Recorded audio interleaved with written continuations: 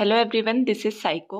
Hope you are studying hard. आज की unit है हमारी ह्यूमन फिजियोलॉजी। ठीक है, जो ह्यूमन फिजियोलॉजी वाली यूनिट है उसके अंदर बहुत सारे चैप्टर्स आ जाते हैं। डाइजेशन एंड एब्जॉर्प्शन, चैप्टर 17 है breathing and exchange of gases, body fluid and circulation, excretory products and their element, locomotion and movement, neural control and coordination, chemical control and coordination. ये सारे हमारे पार्ट्स हैं anatomy and physiology की। ठीक है, anatomy आपको पता ही होगा। एनाटॉमी का मतलब होता है जिसमें हम शरीर की संरचना के बारे में पढ़ते हैं, और फिजियोलॉजी उन ऑर्गन और या फिर हम जिस भी बॉडी सिस्टम की बात कर रहे हैं उनके फंक्शन को जिसमें हम पढ़ेंगे उसको हम फिजियोलॉजी बोलेंगे।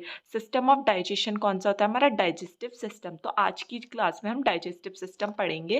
तो हम स्टार्ट करते हैं डाइजेस्टिव सिस्टम से। ठीक है, डाइजेस्टिव सिस्टम को हम पाचन तंत्र बोलते हैं। ठीक है, फूड क्या है या भोजन क्या है? एक बेसिक रिक्वायरमेंट है किसी भी लिविंग ऑर्गेनिज्म के जिंदा रहने के लिए। ठीक है, फूड बहुत ज़्यादा इंपॉर्टेंट है। अब जो फूड होता है वो किसकी फॉर्म में होता है? कार्ब्स। फूड्स में carbohydrate, protein, fats, vitamin, minerals सब प्रेजेंट रहते हैं। ठीक है, और जो वाटर होता है वो क्या करेगा? वो भी हमारी बॉडी का एक इंपॉर्टेंट एलिमेंट है जो मेटाबॉलिक प्रोसेस में या जो भी हम फूड का इंटेक कर रहे हैं उसके मेटाबॉलिज्म में हेल्प करता है, और साथ में हमारी बॉडी को हाइड्रेट रखता है, डिहाइड्रेशन को प्रिवेंट करता है वाटर। अगर हम डाइजेशन की बात करें कि डाइजेशन होता क्या है, तो डाइजेशन क्या है? जब भी कोई फूड पार्टिकल या बोल सकते हैं हम कॉम्प्लेक्स फूड सिंपल सब्सटेंस में ब्रेक डाउन होता है या फिर उसका मेटाबॉलिज्म होता है, उस प्रोसेस को हम डाइजेशन बोलते हैं। ठीक है, जब भी कोई कॉम्प्लेक्स फूड क्या है सिंपल सब्सटेंस में कन्वर्ट हो जाएगा तो क्या है इजीली डाइजेस्ट हो सकता है, और इसी प्रोसेस को हम क्या बोलते हैं? डाइजेशन।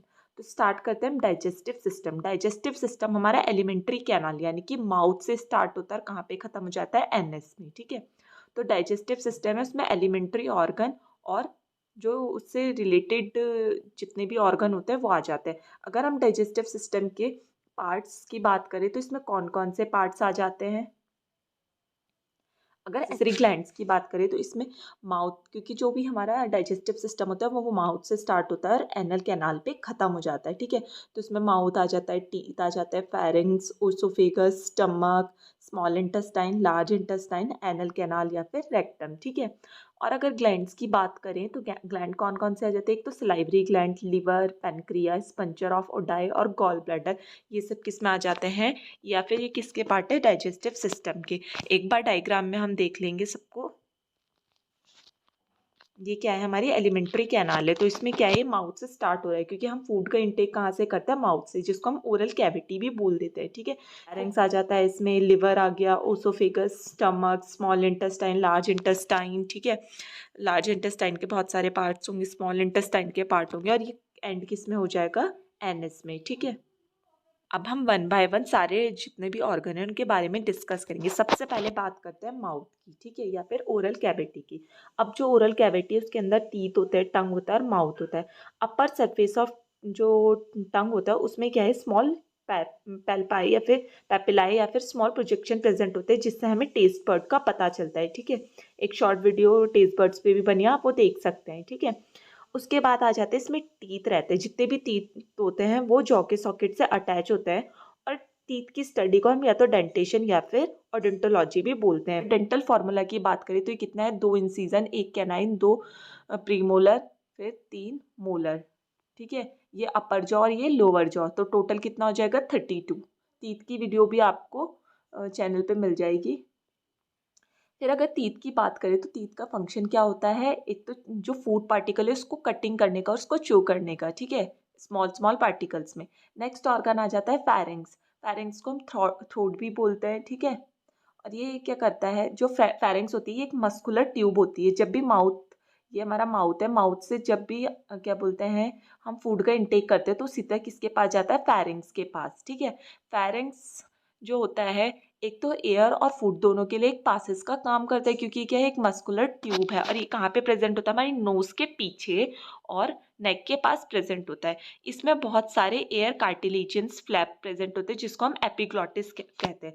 अब ये एपिग्लॉटिस का काम क्या होता है? ये क्या करता है? जितना भी फूड पार्टिकल होगा ना उसको विंड पाइप में नहीं जाने देगा। ठीक है, मतलब कि लैरिंग्स में नहीं, क्योंकि लैरिंग्स और फेरिंग्स क्या है? एक दूसरे के अपोजिट प्रेजेंट होते हैं। ये एपिग्लॉटिस क्या करेगा? जितना भी फूड है उसको, उसके बैकफ्लो को प्रिवेंट करेगा, जिससे कि वो क्या है? श्वास नली में ना जाए। ठीक है, तो ये था फेरिंक्स। फेरिंक्स होता है, उसके 3 पार्ट्स होते हैं, या फिर बोल सकते हैं 3 टाइप के सिक्रीशन इसमें से निकलते हैं, और वो 3 अलग अलग पार्ट से निकलते हैं, ठीक है। पहला आ गया नोजोफेरिंक्स, सेकेंड आ गया ओरोफेरिंक्स, और थर्ड आ गया लैरिंजोफेरिंक्स, ठीक है।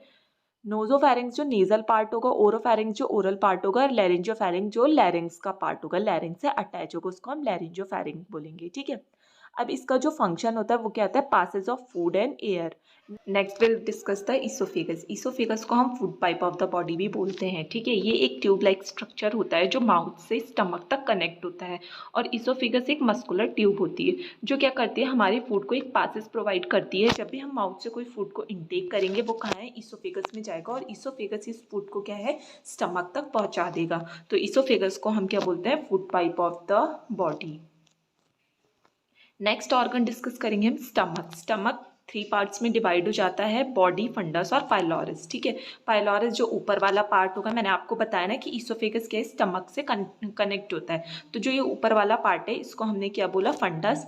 ये बीच वाला पोर्शन हो गया बॉडी, और ये जो नीचे वाला पोर्शन है इसको हम पाइलोरस बोलेंगे, और ये पाइलोरस किससे कनेक्ट होगा, ड्यूडेनम से, ठीक है। स्टमक होता है, स्टमक जे शेप ऑर्गन होता है, ठीक है, और बहुत सारे एंजाइम को प्रोड्यूस करता है, और इसमें क्या है, डाइजेस्टिव जूस भी प्रेजेंट रहते हैं। स्टमक क्या है, एक रिजर्वायर का काम करता है, जहाँ पे क्या है, फूड, जितना भी हम फूड खाएंगे वो इकट्ठा होता है, वहाँ पे मिक्सिंग होती है फूड की डाइजेस्टिव एंजाइम में। डायग्राम में देख सकते हैं कि जो सबसे ऊपर वाला पोर्शन है, ट्यूब लाइक स्ट्रक्चर, ये क्या हो गया, इसोफेगस हो गया। ऊपर वाले पार्ट को हम फंडस बोल देंगे, फिर ये वाला जो बीच वाला पोर्शन है उसे हम बॉडी बोल देंगे। यहाँ पे बहुत सारे रुगे प्रेजेंट रहते हैं जो क्या करते हैं, फूड पार्टिकल को पकड़ कर रखते हैं। फिर नीचे वाला पार्ट पाइलोरस होगा, यहाँ पे एक पाइलोरस स्पिंचर होता है जो क्या करता है, पेरिस्टाल्टिक मूवमेंट में हेल्प करेगा, ठीक है। जो ये नीचे वाला स्ट्रक्चर होता है ड्यूडेनम, और यही ड्यूडेनम किससे अटैच होगा, स्मॉल इंटेस्टाइन से। नेक्स्ट ऑर्गन हम डिस्कस करेंगे स्मॉल इंटेस्टाइन, ठीक है। स्मॉल इंटेस्टाइन क्या है, एक लॉन्गेस्ट पार्ट है हमारा एलिमेंट्री कैनाल का, या हम बोल सकते हैं कि डाइजेस्टिव पार्ट का सबसे लंबा पार्ट कौन सा है, स्मॉल इंटेस्टाइन। अब जो एलिमेंट्री कैनाल होती है इसमें पाइलोरिक स्पिंचर, मैंने आपको बताया था ना कि पाइलोरस के बाद ड्यूडेनम आता है, और ड्यूडेनम से ये कनेक्ट होती है, तो ड्यूडेनम भी बेसिकली किसका पार्ट हुआ है, स्मॉल इंटेस्टाइन का। और स्मॉल जो पाइलोरिस होता है उसके पास एक पाइलोरिस स्पिंचर प्रेजेंट रहता है जो पेरिस्टाल्टिक मूवमेंट में हेल्प करता है। अब जो इंटेस्टाइन है इसकी लेंथ कितनी होती है, 7 से 8 मीटर, या फिर हम बोल सकते हैं 20 से 25 फीट की। स्मॉल इंटेस्टाइन के 3 पार्ट होते हैं, ड्यूडेनम, ज्यूजिनम और इलियम। जो ड्यूडेनम होता है वो स्टार्टिंग पार्ट होता है स्मॉल इंटेस्टाइन का, और यहाँ पे क्या है, जितना भी फूड होता है उसका केमिकल डाइजेशन स्टार्ट होता है सिर्फ, ठीक है। जबकि ज्यूजिनम और इलियम का काम क्या होता है, तो उस डाइजेशन, ये जो केमिकल डाइजेशन स्टार्ट हुआ है फूड्स का उसको फिनिश करना, और वहाँ से और ये ज्यूजिनम और इलियम ही क्या करते हैं, जितना भी न्यूट्रिटिव सब्सटेंस होगा, मिनरल, विटामिन्स, कार्बोहाइड्रेट, प्रोटीन, उसको एब्जॉर्ब करेंगे, ठीक है। जो वेस्ट होगा उसको कहाँ ले जाएंगे, लार्ज इंटेस्टाइन में, ठीक है। पाइलोरिक स्पिंचर क्या है, स्टमक और ड्यूडेनम के बीच में प्रेजेंट कर रहते हैं, जो फूड के पेरिस्टाल्टिक मूवमेंट में हेल्प करते हैं। तो ये क्या होता है, स्मॉल इंटेस्टाइन। अब स्मॉल इंटेस्टाइन का फंक्शन क्या क्या होता है, एक तो ये फूड के डाइजेशन में हेल्प करेगा, फिर जितने भी सिलेक्टिव सब्सटेंस होंगे जैसे कि न्यूट्रिएंट हो गए, ठीक है, कार्बोहाइड्रेट, प्रोटीन, मिनरल्स, विटामिन, सबका एब्जॉर्प्शन करेंगे, जिससे क्या है, बॉडी को उसकी रिक्वायरमेंट होती है तो बॉडी उसको यूज़ कर सके। फिर ये क्या करेंगे, बॉडी में जो वाटर बैलेंस होता है उसको भी बैलेंस करके रखता है, ठीक है। फिर ये एक रिजर्वायर है डाइजेस्टिव एंजाइम के, यहाँ पे बहुत सारे जो डाइजेस्टिव एंजाइम है वो भी प्रेजेंट रहते हैं, जो कहाँ से निकलते हैं, पैनक्रियाज, लीवर से, ठीक है। हम एक बार डायग्राम में देख लेंगे इसका स्ट्रक्चर स्मॉल स्मॉल इंटेस्टाइन का, ठीक है। ये जो अंदर वाली आपको पोर्शन दिखाई दे रहा है ये क्या है, पूरा स्मॉल इंटेस्टाइन है। ये वाला जो ये येलो वाला स्ट्रक्चर स्मॉल इंटेस्टाइन है, ठीक है, जो स्टमक से कंटेन है, ये वाला ड्यूडेनम वाला पोर्शन हो गया, ठीक है। और जो ये अंदर का जो लास्ट वाला रीजन आपको दिखाई दे रहा है ये वाला इलियम हो गया, जो किससे कनेक्ट रहेगा, लार्ज इंटेस्टाइन से, ठीक है। तो अब नेक्स्ट ऑर्गन हम डिस्कस करेंगे लार्ज इंटेस्टाइन। नेक्स्ट ऑर्गन हम डिस्कस करेंगे लार्ज इंटेस्टाइन या फिर बड़ी आंत, ठीक है।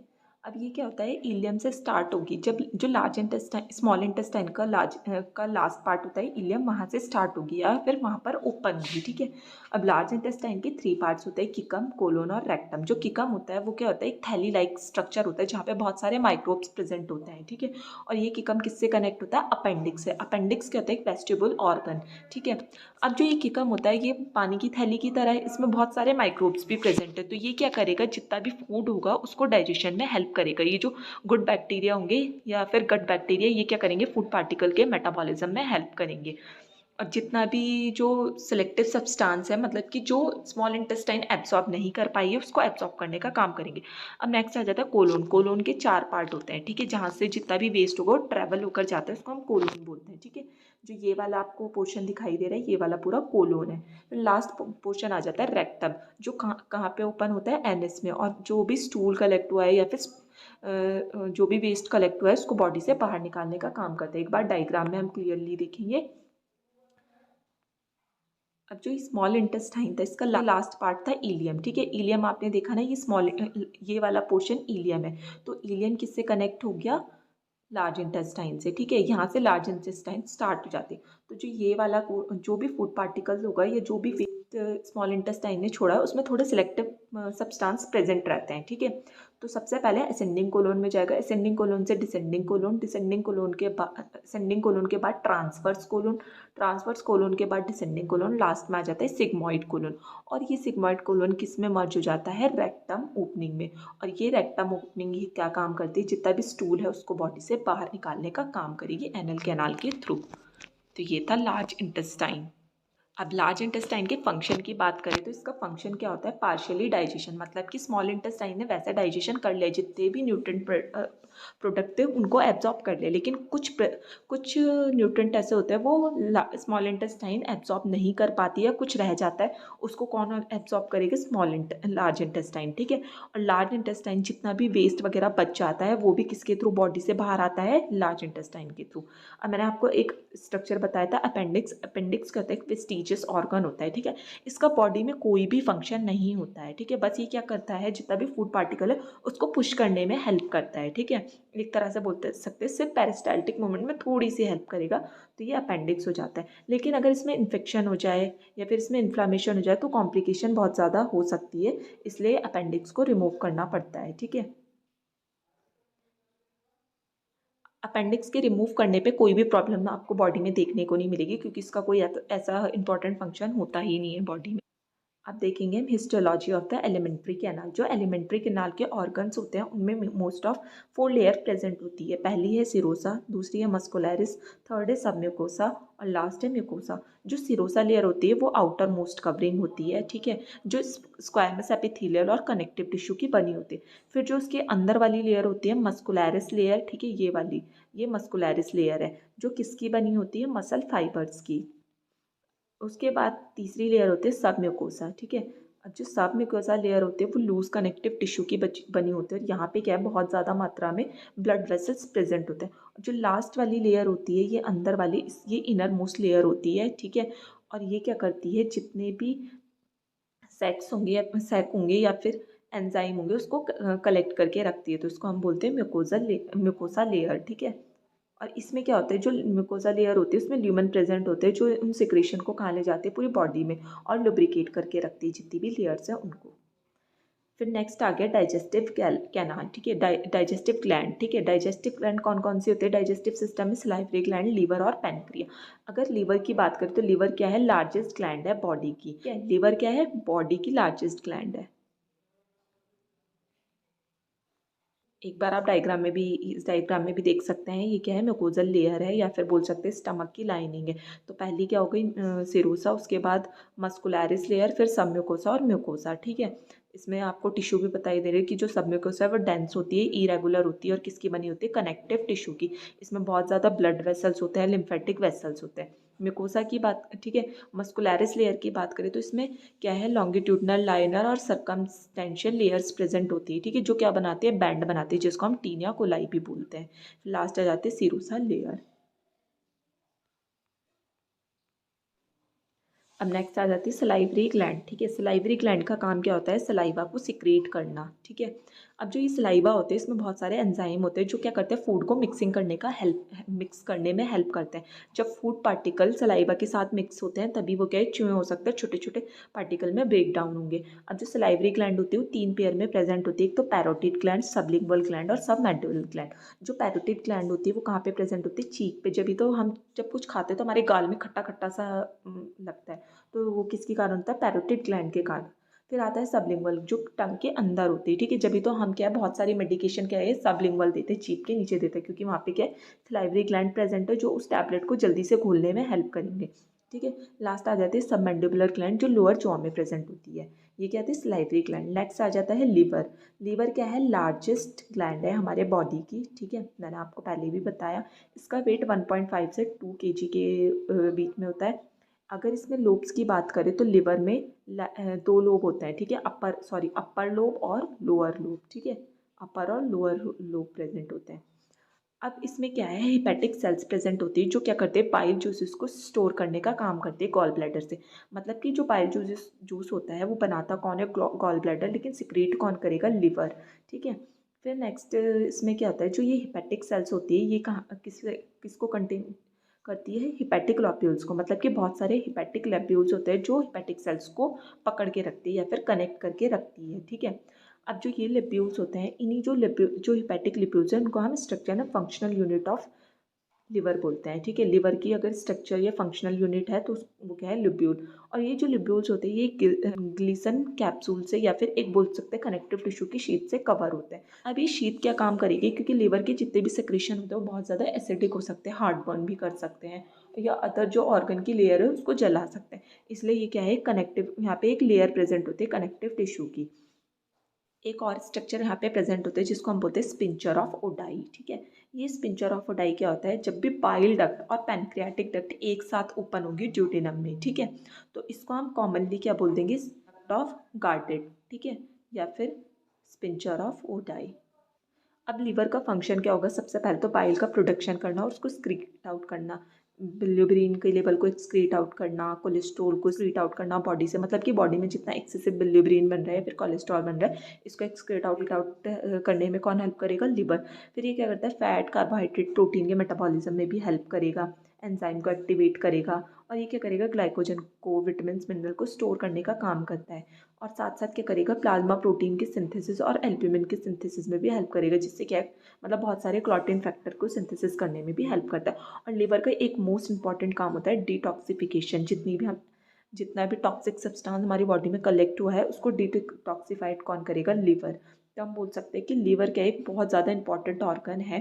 अगर लिवर नहीं होगा तो जितना सारा लोड कहाँ पे पड़ जाएगा किडनी पे, और किडनी क्या है ओवरलोड हो जाएगी, किडनी फेलियर हो सकती है अगर लिवर अपना काम करना बंद कर दे तो, ठीक है। नेक्स्ट ऑर्गन आ जाता है पैनक्रिया, ठीक है। पैनक्रिया एक एंडोक्राइन और एक्सोक्राइन दोनों ग्लैंड है, ठीक है। पैनक्रियाटिक जूस को सिक्रीट करने का काम करेगी, और क्या है ये इंसुलिन और ग्लूकागॉन को भी सिक्रीट करने में हेल्प करती है। इसका वेट 60 ग्राम होता है। एंडोक्राइन सिस्टम में हम इसको डिटेल में पढ़ लेंगे। अब नेक्स्ट आ जाता है डाइजेशन ऑफ फूड, ठीक है, या बोल सकते हैं डाइजेस्टिव सिस्टम की फिजियोलॉजी। फूड का डाइजेशन कैसे होता है, सबसे पहले हमने क्या है फूड का इंटेक किया तो ये स्टार्ट कहाँ से होगा माउथ से। अब यहाँ पे क्या है बहुत सारे जो जब हमने माउथ में फूड डाला तो जो टीथ है उसको च्यूइंग करेंगे, ठीक है, बाइट करेंगे टीथ से हम। फिर फूड क्या है मिक्स हो जाएगा सलाइवा के साथ और स्मॉल स्मॉल पार्टिकल में बन जाएगा, और स्मॉल मास ऑफ फूड को हम क्या बोलते हैं बोलस। अब ये बोलस क्या है कहाँ पे मूव करेंगे फेरेंक्स और ईसोफेगस में, और इस प्रोसेस को हम क्या बोलेंगे सॉलोइंग घूटना, ठीक है, या फिर डेग्यूलिटेशन, ठीक है। अब नेक्स्ट क्या होगा, यहाँ पे जब हमने फूड को सॉलो कर लिया तो वहाँ पे बहुत सारे एंजाइम आएंगे और वो फूड में मिक्स हो जाएंगे, जिसके कारण क्या होगा जो डाइजेस्टिव एलिमेंट्री कैनाल है वो क्या करेगी, मतलब कि स्मॉल इंटेस्टाइन के पास लेकर जाएगी उस फूड को। स्मॉल इंटेस्टाइन जितने भी सिलेक्टिव सब्सटेंसेस उसको यूज़ कर लेंगे बॉडी में, और यहाँ से हमारा डाइजेशन फैसिलिटेट हो जाएगा, ठीक है, या फिर बोल सकते हैं डाइजेशन हो जाएगा वहाँ से। अब एक बार हम देख लेते हैं कि कार्बोहाइड्रेट का डाइजेशन क्या कैसे होता है, ठीक है।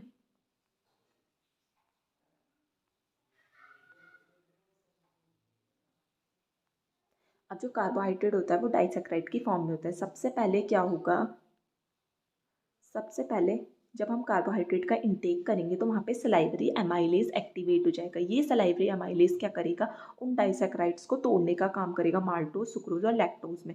अब ये जो फिर से सलाइवरी एमाइलेज एक्टिवेट होगा और इस डाइसेक्राइड्स को मोनोसेक्राइड्स में बदलने का काम करेगा, ठीक है, जो कि इसमें कन्वर्ट हो जाएगा दो glucose, glucose plus fructose, glucose plus गलैक्टोज। एक बार इस डायग्राम में भी आप देख सकते हो कि माल्टोज क्या है किसमें ब्रेक डाउन हो गया दो शुगर चेन में, सुक्रोज किस में ब्रेक डाउन हो गया ग्लूकोज प्लस फ्रक्टोज में, और लैक्टोज किस में ब्रेक डाउन हो गया simple form of glucose and गलैक्टोज, ठीक है।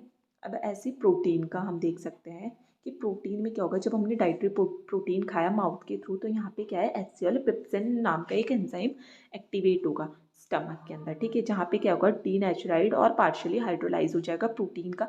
अब यहाँ पे क्या है, प्रोटीनेज नाम का एक एंजाइम आ जाएगा जो उन प्रोटीन को स्मॉल पेप्टाइड या फिर एमिनो एसिड में कन्वर्ट करेगा, और यहाँ पे एक्टिव ट्रांसपोर्टेशन होगा, और जो एमिनो एसिड होंगे किस में डिजॉल्व हो जाएंगे, ब्लड स्ट्रीम में। एक बार हम डिटेल में देख लेते हैं कि कौन सा एंजाइम कहाँ पे एक्टिवेशन होता है और उसका फंक्शन क्या होता है, ठीक है। तो हम यहाँ पे देखेंगे कौन से पार्ट से कौन सा एंजाइम सिक्रेट होता है और उसका फंक्शन क्या होता है। अगर माउथ की बात करें तो माउथ में क्या है, सलाइवरी ग्लैंड है, ठीक है, और सलाइवा है। तो सलाइवरी ग्लैंड क्या करेगी, लाइसो एंजाइम सिक्रेट करेगी, जिसका फंक्शन क्या होगा, एंटी माइक्रोबियल फंक्शन, मतलब जितने भी अंदर बैक्टीरिया होंगे तो उनको किल करने का काम करेगी। फिर सलाइवा में कौन सा एंजाइम प्रेजेंट होता है, अमाइलेज, जो क्या करता है, हाइड्रोलाइसिस ऑफ कार्बोहाइड्रेट, या बोल सकते हैं स्टार्च को माल्टोज में कन्वर्ट करेगा, या फिर कार्बोहाइड्रेट के ब्रेकडाउन में हेल्प करेगा। नेक्स्ट ऑर्गन आ जाता है स्टमक। स्टमक में क्या होता है, म्यूकस नेक्स्ट सेल होते हैं जो किसको सिक्रीट करेंगे, कौन से एंजाइम को, म्यूकस को, ठीक है। और पेप्टिक सेल्स किस कौन से एंजाइम को सिक्रीट करेंगे, पिप्सिनोजन और रेनिन, या हम बोल सकते हैं सिंपली कि स्टमक से कौन कौन से एंजाइम सिक्रीट होते हैं, म्यूकिन, पेप्सोजन, रेनिन और एचसीएल, ठीक है। तो जो पेप्सिनोजन है, इसका काम क्या होता है, प्रोटीन को प्रोटीनेज या पेप्टोन में कन्वर्ट करना प्रोटीनेज की प्रेजेंस में। और रेनिन का काम होता है डाइजेशन ऑफ मिल्क प्रोटीन, जो मिल्क में प्रोटीन होता है इसका डाइजेशन किसके थ्रू होता है, रेनिन के थ्रू, ठीक है। नेक्स्ट आ जाता है पैराइटल सेल्स, जिसको हम ऑक्सीनेटिक सेल भी बोलते हैं, ये भी स्टमक में प्रेजेंट होती है, और इसका काम क्या होता है, एचसीएल को सिक्रीट करना। इसमें कौन कौन से एंजाइम होते हैं, एचसीएल और इंट्रिंसिक फैक्टर। ये एचसीएल क्या करेगा, पीएच को एसिडिक करेगा और पिप्सिनोजन को एक्टिव करने का काम करेगा, ठीक है। और जो इंट्रिंसिक फैक्टर होता है, ये प्रोटीन के एब्जॉर्प्शन में हेल्प करेगा। अब नेक्स्ट ऑर्गन आ जाता है ड्यूडिनम ऑफ स्मॉल इंटेस्टाइन, ठीक है। ड्यूडिनम में क्या है, पैनक्रियाटिक जूस को सिक्रेट करेगा। पैनक्रियाटिक जूस में कौन से एंजाइम होते हैं, म्यूकस है विद बाइकार्बोनेट और ट्रिप्सिनोजन। जो ये म्यूकस विद बाइकार्बोनेट होंगे, ये क्या करेंगे, एल्कनाइन नेचर को मेंटेन करेंगे, और ट्रिप्सिनोजन का काम क्या है, प्रोटीन मेटाबॉलिज्म में हेल्प करेंगे। दूसरा एंजाइम ड्यूडेनम सिक्रीट करता है अमाइलेज। अमाइलेज का काम क्या होता है, पॉलीसेक्राइड को डाइसेक्राइड में कन्वर्ट करना, ठीक है। अब नेक्स्ट जो ड्यूडेनम सिक्रीट करेगा वो क्या है, बाइल, ठीक है। स्मॉल इंटेस्टाइन से दूसरा क्या सिक्रीट होता है, बाइल। अब बाइल में कौन कौन से एंजाइम होते हैं, एक तो बाइल पिगमेंट, बाइल सॉल्ट और phospholipid. Bile pigment emulsification of fat में हेल्प करेगा, साथ में एक्टिवेट करेगा लाइपेज एंजाइम को। फिर आ जाता है इंटेस्टाइनल जूस। इंटेस्टाइनल जूसेस में कौन सा एंजाइम प्रेजेंट होता है, माल्टोज या फिर डाइसेक्राइड। और इन डाइसेक्राइड का काम क्या होता है, माल्टोज को ग्लूकोज में कन्वर्ट करना। फिर इंटेस्टाइनल जूस में और कौन कौन से एंजाइम प्रेजेंट होता है, लाइपेज। लाइपेज का काम होता है मोनोसेक्राइड्स को फैटी एसिड और ग्रीसलॉर में कन्वर्ट करना। तो ये क्या थे, इंपॉर्टेंट एंजाइम थे फूड डाइजेस्टिव सिस्टम के और उनके फंक्शन। अब नेक्स्ट हम लास्ट डिस्कस करेंगे कि डिसऑर्डर ऑफ डाइजेस्टिव सिस्टम या फिर common disorder of digestive system. तो डाइजेस्टिव सिस्टम के जो कॉमन डिसऑर्डर है, सबसे पहला आ जाता है जॉइंडिस। जॉइंडिस में क्या होता है, जॉइंडिस एक लीवर का डिसऑर्डर होता है। जब लीवर क्या है, अपना फंक्शन प्रॉपरली नहीं कर पाता, तो इससे क्या होगा, बिलिरुबिन का लेवल बॉडी में बढ़ जाता है, और बॉडी में क्या है, येलोनेस देखने को मिलेगी, जिसके कारण स्किन हो गया, स्कैलरा होगी, जो हमारी म्यूकस मेम्ब्रेन होगी, कंजक्टिवा होगी, वो क्या है, येलोइश दिखेगी। साथ में जब भी हम स्टूल पास करेंगे तो स्टूल भी क्या है, डार्क येलो होगा, और यूरिन भी डार्क येलो होगा, ठीक है। नेक्स्ट आ जाता है वॉमिटिंग। वॉमिटिंग क्या होता है, जब भी फोर्सफुल एक्सपल्जन होगा फूड पार्टिकल का, ठीक है, या बोल सकते हैं हम इंडाइजेशन के कारण फूड का इजेक्शन हो जाएगा बॉडी में। हम कुछ भी चीज़ खाएंगे वो क्या है, वॉमिटिंग के थ्रू बाहर आ जाएगी, उसको हम वॉमिटिंग बोलेंगे। और वॉमिटिंग सेंटर कौन सा होता है हमारे ब्रेन में, मेडुला, ठीक है। नेक्स्ट आ जाता है डायरिया। डायरिया डायरिया का मतलब क्या है, वाटरी या फिर लूज स्टूल पास होना more than 3 to 4 times a day, ठीक है। अगर एक दिन में 3 से 4 टाइम लूज स्टूल और वाटर स्टूल पास हो रहा है तो उसको हम डायरिया बोलेंगे। और डायरिया क्या करता है, फूड के एब्जॉर्प्शन को भी कम कर देगा। अब डायरिया के कारण क्या है, बॉडी में बहुत ज़्यादा डिहाइड्रेशन देखने को मिल सकता है, वीकनेस, लेथार्जी, ये सब आपको देखने को मिल सकता है। नेक्स्ट आ जाता है कॉन्स्टिपेशन। कॉन्स्टिपेशन क्या होता है, जब भी पर्सन को बाउल पास करने में डिफ़िकल्टी होगी, ठीक है, या फिर बोल सकते हैं कि पेन होगा, ये स्टूल बहुत ज़्यादा हार्ड हो जाएगा और 2 या 3 दिन तक स्टूल पास नहीं होगा, उस कंडीशन को हम कॉन्स्टिपेशन बोलेंगे, ठीक है। कॉन्स्टिपेशन के कारण एब्डोमिनल डिस्कम्फर्ट आपको देखने को मिल सकता है, पेन प्रेजेंट होगा, और हैवीनेस होगी स्टमक में। अगर हम फाइबर का इंटेक ज़्यादा करेंगे तो कॉन्स्टिपेशन से रिलीफ मिल सकता है, ठीक है। फिर आ जाता है लास्ट, इनडाइजेशन। इनडाइजेशन का मतलब क्या है, अपर एब्डोमिनल डिस्कम्फर्ट या फिर अपर एब्डोमेन में बर्निंग सेंसेशन होना, ब्लोटिंग होना, या फिर बोल सकते हैं क्रैम्प्स टाइप के होना, और जिसके कारण क्या है हमें हैवीनेस लगेगा, नौजिया की फीलिंग होगी, या हम जैसे ही खाने बैठेंगे तो हमें क्या है अजीब सी नौजेटिक फीलिंग होगी और ऐसा लगेगा कि हमारा पेट भरा हुआ है। इसको हम इंडाइजेशन बोलेंगे। इंडाइजेशन किसके कारण होता है? फूड पॉइजनिंग हो गई, हम बहुत ज़्यादा स्पाइसी फूड ले रहे हैं, बहुत ज़्यादा बाहर का खाना खा रहे हैं, ठीक है, फास्ट फूड का इंटेक ज़्यादा कर रहे हैं, अल्कोहल का इंटेक कर रहे हैं, उसके कारण इंडाइजेशन हो सकता है। और डाइजेस्टिव सिस्टम के बहुत सारी डिजीज़ हो सकती है, ठीक है, लेकिन सिलेबस में यही था तो हम यही डिस्कस करेंगे। और आपको प्रोटीन एनर्जी माल न्यूट्रिशन मरासमस क्वाजियोरकोर भी देखने को मिल सकता है, ठीक है, जो किसके कारण होगा? Indigestion of food, proper digestion नहीं हो पाएगा फूड का, जिसके कारण आपको क्वासियरकर मरासमस और प्रोटीन एनर्जी माल न्यूट्रिशन आपको देखने को मिल सकते हैं। तो यहीं आपका डाइजेस्टिव सिस्टम खत्म हो जाता है। नेक्स्ट क्लास में हम रेस्पिरेटरी सिस्टम डील करेंगे। Thank you class.